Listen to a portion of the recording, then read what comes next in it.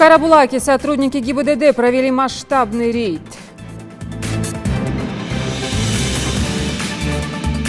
Он заслужил чемпионский пояс в полулегком весе. Победа Хамзата Далгиева и самые зрелищные бои битвы нартов в нашем выпуске. Уже завтра в России отметят праздник День матери, так что готовим подарки, теплые слова и смотрим наши сюжеты.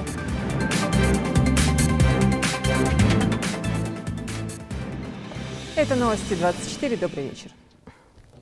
25 ноября, начиная с прошлого года, в Вооруженных силах России отмечается новый праздник – День российского военного миротворца, установленный указом президента. В качестве даты празднования именно 25 ноября выбрано не случайно. В этот день, в 1973 году, на официальном уровне в составе миротворческой операции на Ближнем Востоке приняла участие группа советских военнослужащих.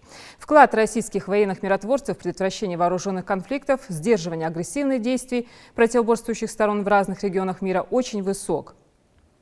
Этот день новый, но очень важный профессиональный праздник. Так его отмечают люди, призванные достойно представлять Россию как гарант мира в любой точке нашей планеты. В Карабулаке в целях профилактики ДТП и снижения тяжести последствий сотрудники ГИБДД провели масштабный рейд. Его организовали по инициативе Главного управления. Сейчас по всей стране действует акция «Россия, пристегнись». Фиксирует не только отсутствие ремня безопасности, но и управление транспортным средством в состоянии алкогольного опьянения и перевозку детей без специальных удерживающих кресел. Репортаж Микаила Тангиева. Перед началом тотального рейда традиционное построение и инструктаж. После сотрудники ГИБДД разобьются по точкам вдоль дороги. Проверять будут весь поток машин. Акцент сегодня делается на самые распространенные виды нарушений. Это нетрезвые водители, сильно затонированные машины и автолюбители, игнорирующие красный сигнал светофора. В связи с тем, что в Карабулаке рост дорожно-транспортных происшествий, будет проводиться рейдовое мероприятие с 21 до 2 часов ночи. Мы сегодня должны акцентировать внимание водителям, которые привозят детей без детского удерживающего устройства и которые привозят пассажиров без ремней безопасности. Конечно, надо акцентировать внимание и составлять административные материалы. Рейд начался. Инспектора, согласно правилам, останавливают автолюбителей для проверки документов и заодно проверяют водителей на признаки алкогольного опьянения. Большинство владельцев авто соблюдают правила безопасности на дороге. Многие даже удивляются, как можно, особенно в темное время суток, нарушать правила, создавая опасную ситуацию не только для себя, но и для остальных водителей.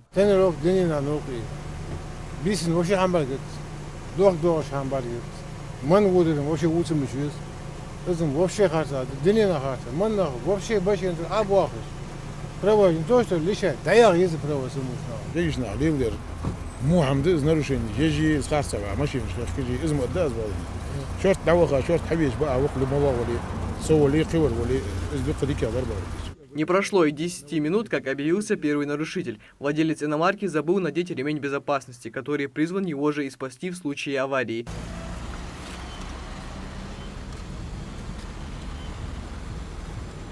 За такое нарушение полагается штраф. Второй нарушитель не заставил себя долго ждать. Полицейские остановили машину ВАЗ-2112. В ходе разговора с владельцем авто инспектор заметил бессвязную речь и характерный запах алкоголя. У мужчины на все свои объяснения.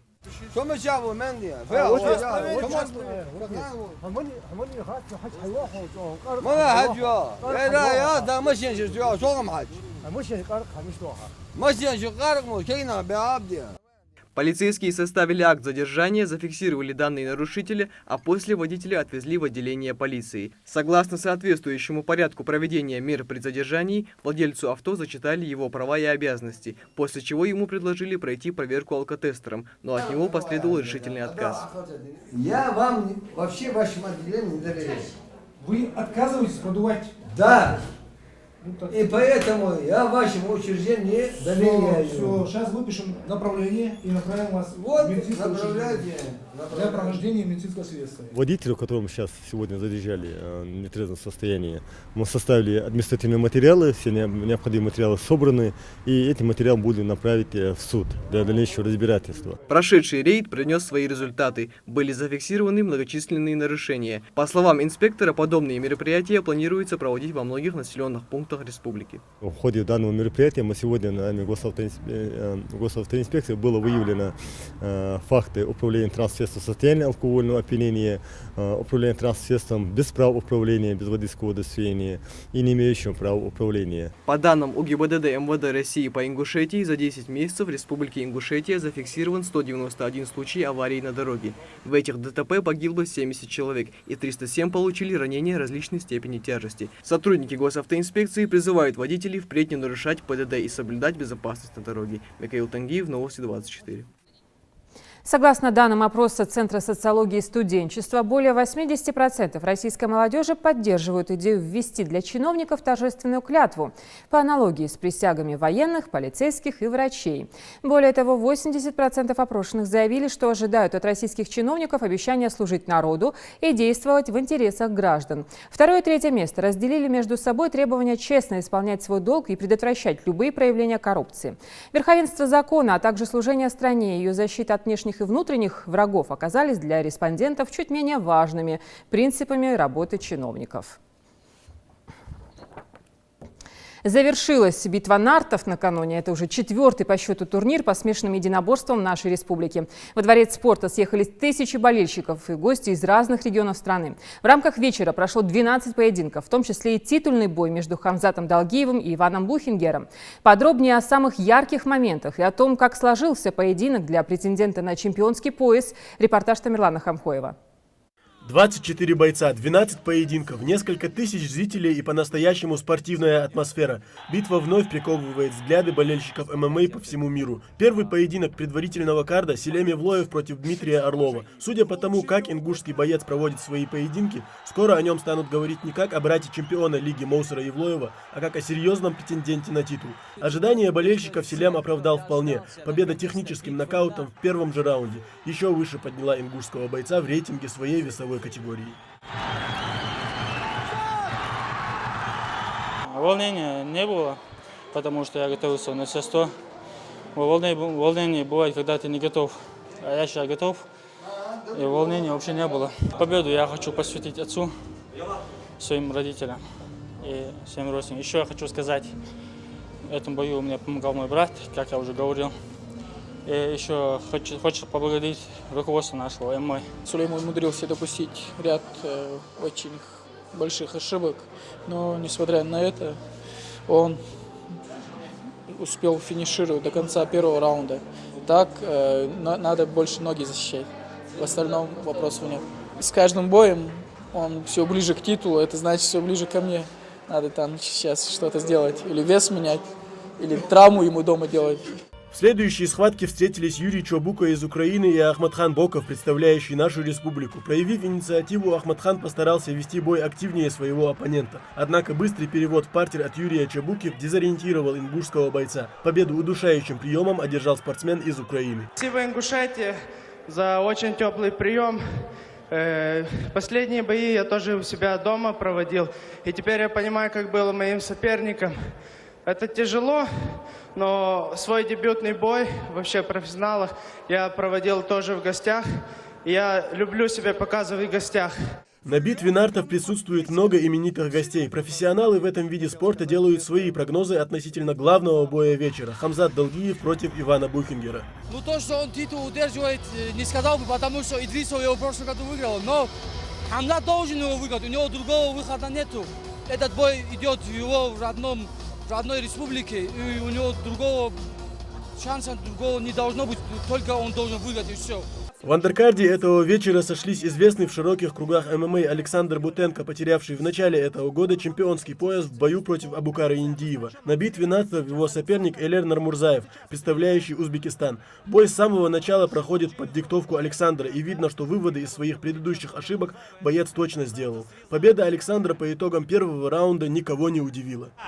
Вырывает руку! Есть движение, пока еще не сдается. 6, 5, 4. Положение корпуса изменил Элер и, скорее всего, дотерпит до сирены. Да, звучит гонг, будет раунд под номером 2. Все, нет, травмирована у Элерджана Нармурзаева, и сразу же рефери дает сигнал о том, что поединок не может быть продолжен.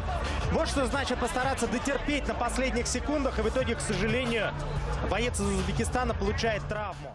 ММА в Ингушетии должен выйти на принципиально новый уровень, и для этого все необходимые усилия должны прилагать в первую очередь сами бойцы. Работа над функциональной подготовкой, отработка навыков ведения борьбы в партере и повышение уровня ударной техники – это основные составляющие успешных исходов поединков на таких турнирах. У нас всегда на хорошем уровне бывают любые мероприятия.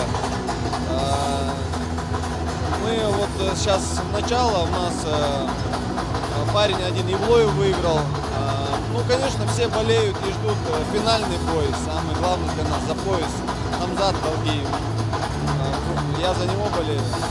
Успешно, единоборств очень сильно развивается. Не маленькие темпы развития. Для этого делаете все, чтобы развивать этот спорт. Я именно пришел поболеть за нашего сунженца Евлоева Селима. И он выиграл этот бой, уверенно выиграл.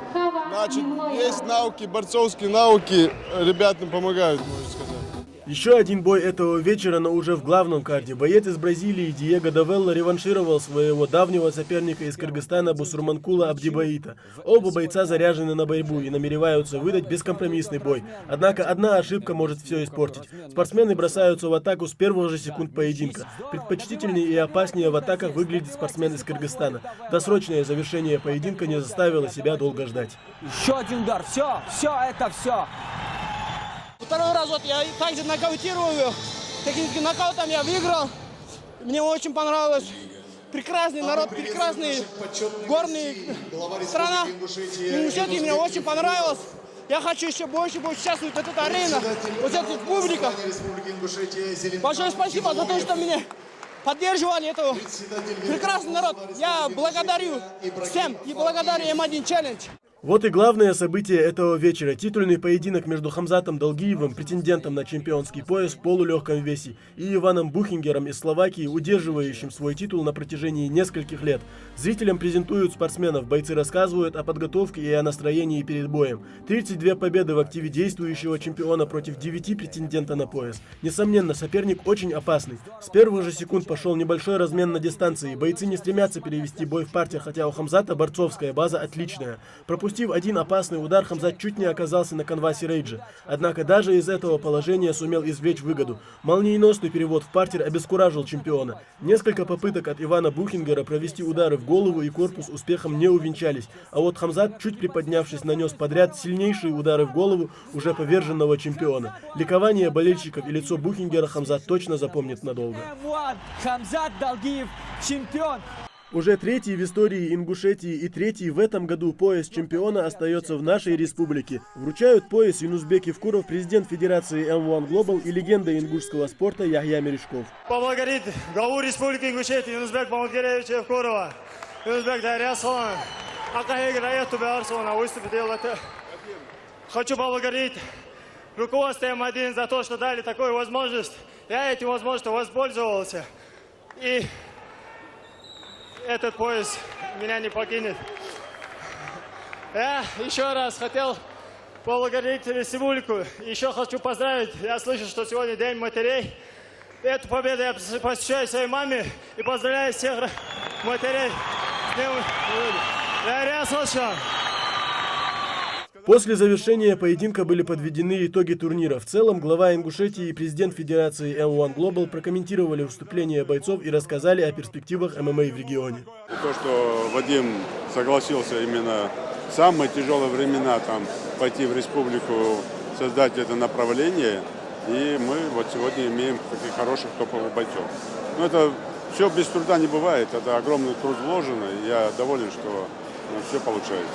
Все-таки 6 лет – это, как сказать, такой малый срок, но, видите, вот эти результаты, вы помните, да, 6 лет назад здесь не было ни одного клуба, не было этой арены.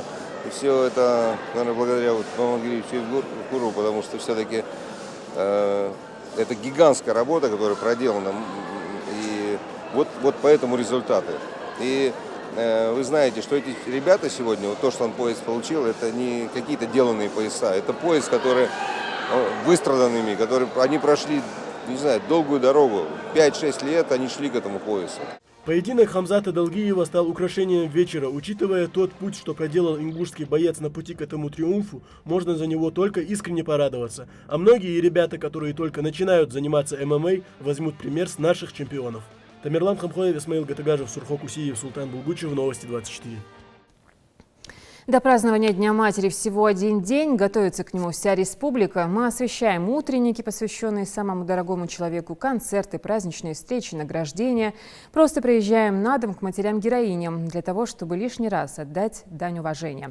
В сельском поселении Троицкое во второй школе прошло мероприятие, приуроченное к предстоящему Дню матери. Школьники к этому празднику подошли со всей ответственностью. Главные зрители сегодня родители и преподаватели. Также в районной поликлинике Сунжи прошло не совсем стандартное празднование. Все подробности у Светланы Томовой. Я поздравляю вас с этим нежным, трепетным праздником.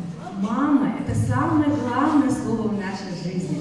С самого нашего рождения и до конца наших дней. С этих слов директора школы начинается праздничное мероприятие, посвященное предстоящему Дню матери. Школьники подготовились к нему со всей ответственностью, ведь самый главный в жизни человек – это мама. И сегодня все стихи, танцы и песни посвящены именно им. Мамино сердце бьется все чаще, чаще.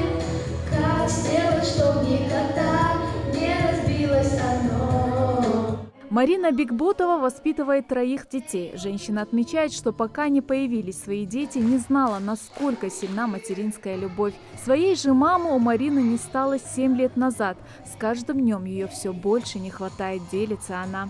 Мама – это самое большое, теплое, нежное слово. Мама – это все в нашей душе, в тепло, в сердце. Что можно сказать? Мама – это наша жизнь, наш воздух, наше все это мама. Что еще можно сказать? Нашим детям огромное спасибо за такое мероприятие. Сколько бы ни было лет человеку, каждому из нас всегда нужна мама. Малыши в своих выступлениях выражают любовь и благодарность к самым близким и родным. Даже в такой день, как и 365 дней в году, детям необходима поддержка родителей. Мамы на каждый номер отвечают бурными аплодисментами. Поздравляю мамочку мою, я больше всех ее люблю. Фатима Галаева пришла посмотреть на выступление своего сына. Сидя в зрительном зале, она понимает и чувствует волнение своего ребенка, ведь каждое слово сына посвящено именно ей. Главное, чтобы дети были здоровы, умные, чтобы их почитали, чтобы все было хорошо. У всех мам и у всех детей. Всем мамам счастье, здоровье самое главное, чтобы дети их всегда их радовали. В завершении мероприятия были вручены грамоты детям за рисунки, посвященные Дню матери. Эти малыши попытались всю свою любовь передать в этих красочных рисунках.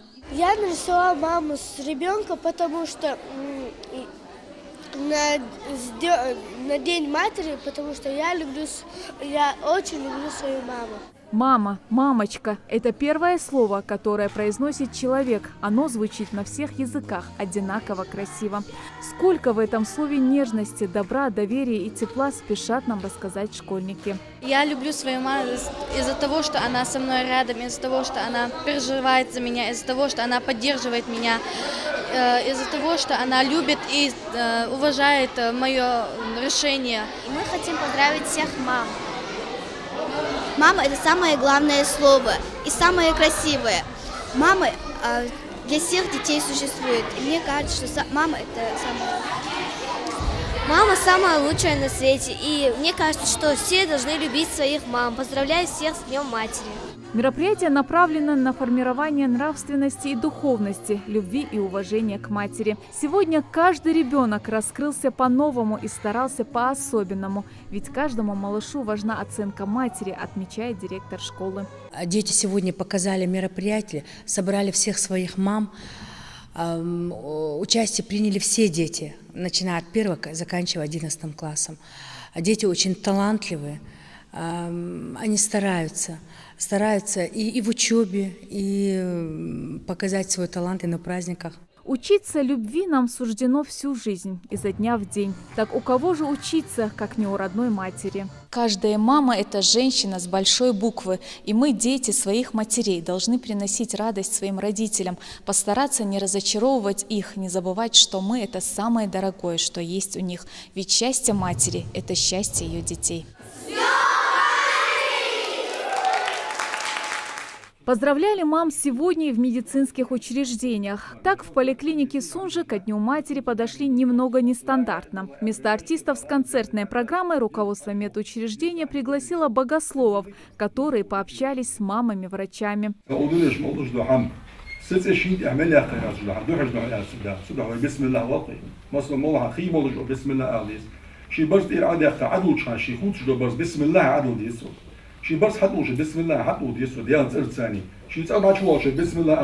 Каждая из женщин в актовом зале мама. У кого-то уже совсем взрослые дети, у кого-то недавно появился первенец. Но это не изменяет факта, что каждая из них ежесекундно готова совершить подвиг для ребенка, как своего, так и другой женщины. Ведь для настоящей мамы нет чужих детей. Всем, у кого есть мама, я бы пожелала, чтобы их мамы жили долго, счастливо. Чтобы они не забывали, детям пожелала бы, чтобы они не забывали о своих мамах, чтобы они напоминали о себе. Хотя бы если мы далеко где-то находимся, просто телефонный звонок, уже голос своего ребенка, даже если ему это ребенку уже 20-30 лет, он всегда греет душу матери, любой матери. Но наставлениями и словесными поздравлениями не ограничилось. Каждой маме-доктору вручили подарок и грамоту. Равноценную награду вручить за все, что делает каждая мама, может только сам ребенок своим отношением и любовью. Светлана Томова, Мария Мистоева, Майрбек Миржоев, Новости 24. В преддверии Дня матери праздничное мероприятие устроили и учащиеся средней школы номер 2 Назрани. Для мам в зале звучали слова благодарности, песни, стихотворения и не только. Также школьники преподнесли своим мамам маленькие презенты, сделанные своими руками. Ну а видеть, как их чада выступает на сцене, пожалуй, самый главный подарок для виновниц праздника. Мама, она самый лучший человек в моей жизни. Я очень люблю свою маму, потому что она меня растила, обувала, кормила. Конечно, это продолжается. Я ее очень даже люблю и хочу ее поздравить с Днем матери. Я тебя очень люблю, мама. Как сильно любишь маму? Ну, очень сильно. Для меня, значит, тот, кто создал меня, тот, кто, ухаживает, любит.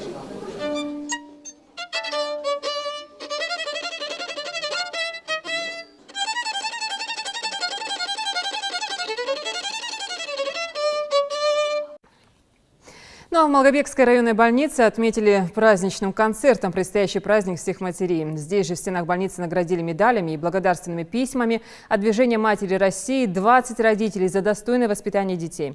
Кроме того, наборы для новорожденных получили женщины, которые стали матерями буквально сутки назад. Залина Магушкова расскажет подробно. Возраст Фатимы Даурбековой исчисляется пока что только в часах. Благодаря этой крохе в мире стало больше на одну маму. Сегодня она и еще 8 малышей выйдут из стен Малгобекской районной больницы и окунутся в быстрое течение жизни. В преддверии Дня матери младенцам и их мамам дарят набор для новорожденных и вручают поздравительные сертификаты от главврача. Мадина Мистоева стала матерью в 5-й раз. Еще одного члена большой семьи назвала Хавой. В актовом зале Малгобекской районной больницы также царит праздничное настроение. Здесь виновниц торжества награждают медалями за достойное воспитание детей от общественного движения матери России. Мамам также вручают благодарственные письма и памятные подарки. Такой награды удостоены 25 женщин, в том числе работницы этой больницы.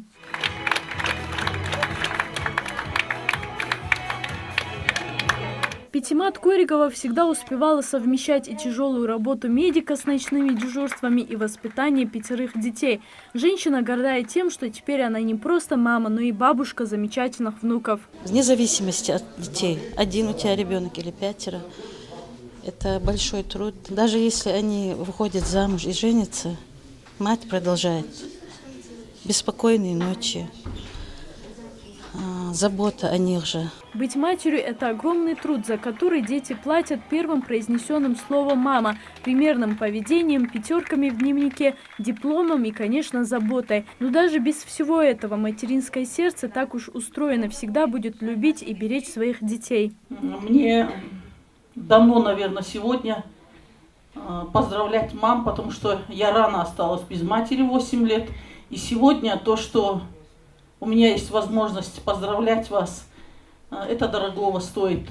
Я с каждым разом все больше понимаю, что мама, у которой много детей, прошла очень тяжелый жизненный путь. Поздравление медперсонала и всех матерей Малгобекского района завершается праздничным концертом. В песнях, конечно же, воспевают чувство любви и признания детей к своим матерям. Залина Могушкова, Хаваш Гойгов, Новости 24. Радимхан Цокиева успешна не только в воспитании детей, их у нее, кстати, 6, но не меньших результатов добилась и в построении собственной карьеры. Женщина работает педагогом в 11-й школе Назрани. Благодаря креативному подходу и трудолюбию стала финалисткой Всероссийского конкурса «Учитель года-2017». Репортаж Мадины Пугоевой.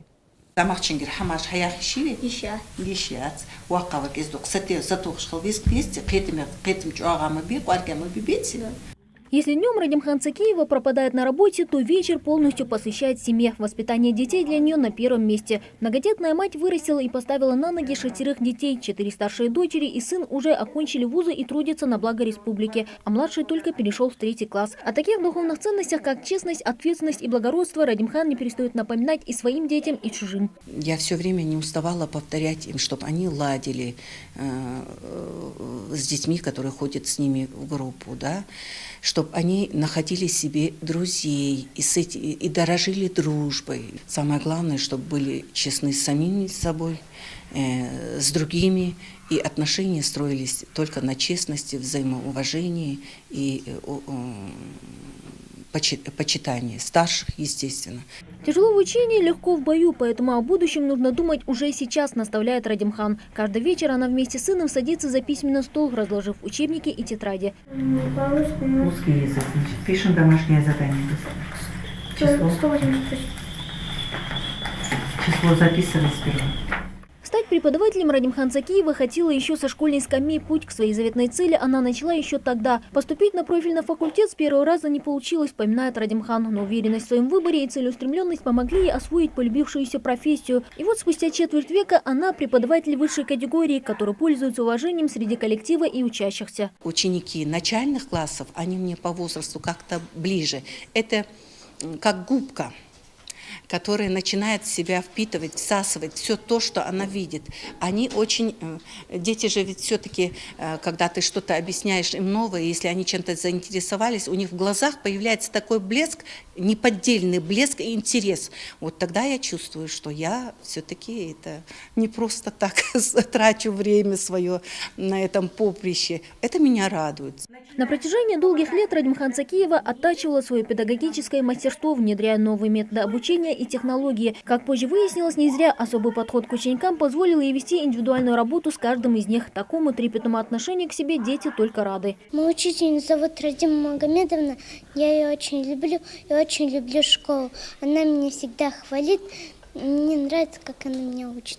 Впервые за долгие годы работы в школе Радимхан Цокиева решила принять участие во всероссийском конкурсе «Учитель года». Выиграв региональный этап, она поучаствовала в установочном семинаре в Москве, а после и в федеральном этапе конкурса в Краснодаре, который традиционно проходит на родине прошлогоднего победителя учительского состязания. Стать лучшей среди всех участников ей не удалось. Впрочем, важнее было участие, а не победа, признается Радимхан. Участие в конкурсе – это колоссальный опыт.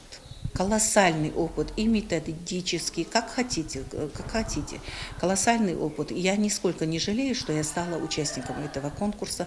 А, как говорится, побеждает сильнейший. В этом году был очень перспективный молодой человек, представитель Санкт-Петербурга. Он победил, и мы все за него очень были рады. Радимхан Цокиева приобрела новый опыт и наметила новые высоты, которые ей еще предстоит покорить. Случайных людей в этой профессии не бывает, уверена учитель. Педагогики только те, для кого эта работа – настоящее призвание. Впрочем, о преданности Радимхан своему делу и ее безмерной любви к своей семье говорят ее поступки. Любимая мама дома и уважаемый человек на профессиональном поприще. Такой должна быть настоящая женщина, считает она. Мадина Пугоева, Рамазан Миржоев, Новости 24. От возможности поздравить представительниц прекрасного пола, носящих гордое имя «Мама», не отказались и работники администрации города Магаса. За праздничным столом в теплой обстановке мэр столицы поблагодарил виновниц торжества за их материнский подвиг. Они с первых минут жизни щедро и бескорыстно отдают своим детям всю любовь и заботу. И, несмотря на все тяготы и невзгоды жизни, стараются воспитать достойных людей. Дорогие женщины, дорогие матери, я сегодня искренне поздравляю всех вас с Днем Матери. Мать – это для любого человека, это самый главный человек в жизни, самый святой человек. И обязанность наша всегда, во все времена, и любое время дня и ночи и года, всегда чтить мать. В сопровождении музыкальных номеров, которые представили маленькие артисты, присутствующие вспоминали своих матерей, рассказывая истории с детства. И, будучи уже сами многодетными героинями, делились какой-то тяжкий, но в то же время наполненный счастливыми моментами труд – быть матерью. Дети выросли. Дедир қалнаха поздравить, еш ноношт. Дал дякл бол нан миллионан, нан яғыр дуаққамды. Декчер дук делхыр, деди знан яғыр туади. Қақиқтыр дин дялқ. Мас вадезу хошей, нан те хажмортул. Дал дякл бол. Ну и к другим темам. Ингушетия – один из субъектов России, утвердивший территориальную схему обращения с отходами. Об этом в ходе парламентских слушаний по вопросу утилизации отходов сообщил заместитель министра строительства и жилищно-коммунального хозяйства России Андрей Чибис.